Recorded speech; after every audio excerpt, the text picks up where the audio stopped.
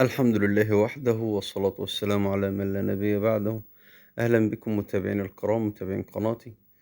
النهاردة هنعمل مع بعضنا سلطة ألماني، سلطة بطاطس ألمانية، سلطة جميلة، سلطة هتعجبكم. هو عامة أي حاجة فيها بطاطس بتبقى حاجة جميلة يعني، وتبقى حاجة مقبولة، وكل الناس طبعا يعني كل الناس بتحب البطاطس. هنجيب البطاطس وبنسلقها في مية بقشرها زي ما هي. ليه بقى؟ ليه بتتسلق بقشرها؟ لإن بتحافظ على النشا بتاعها، بتحافظ على القيمة الغذائية بتاعتها. بنسلقها في مَيّة سخنة، أو بنحطها في فرن بخار أو حرارة زي ما تحبوا، عادي الأمر متاح، تمام.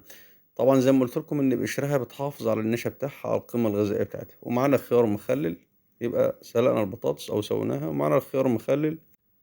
طبعًا خيار مخلل عارفين طريقة الخيار المخلل، أو ممكن نبقى نعمل لكم طريقة الخيار المخلل، تمام. وبنقطّعه برنواز بالشكل اللي شفتوه. وبعد كده معانا بصل، هنقطّع بصل برنواز تقطيعة صغيرة بالشكل ده كده، تمام. معانا البطاطس قطّعناها، ماشي، قطّعناها كاريه.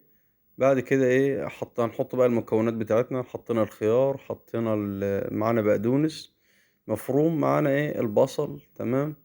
البصل بتاعنا حطيناه، وبنحط بقى شوية فلفل أبيض، تمام، أو فلفل أسود لو موجود يعني. وبعد كده بنحط الملح، وبعد كده بندّي عصرة ليمون، تمام، هتدّينا taste كويس يعني، وإن شاء الله تكون حلوة يعني. ماشي. وبعد كده معانا المايونيز بتاعنا، هنحط شوية مايونيز على قد الكمية اللي إحنا عايزينها، الكمية بتاعتنا. وبعد كده بنقلّبها، بتطلع معانا تبقى بالشكل ده، تمام. أتمنى إن شاء الله تنال إعجابكم، إن شاء الله حاجة جميلة، حاجة تعجبكم.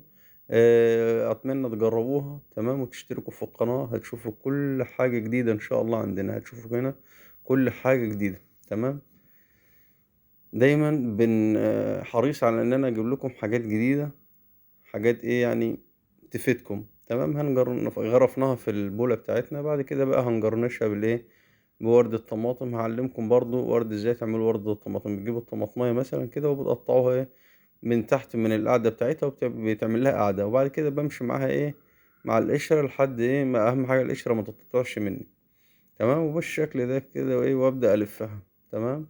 القاعدة بتاعتها من تحت بعد كده بقى بالفّها وأنا بالِف بتكون من جوّه، تمام. جرنشناها بقت بالشكل ده، وبالهنا والشفا. أتمنى تعجبكم إن شاء الله. أشكركم شكرًا جزيلًا.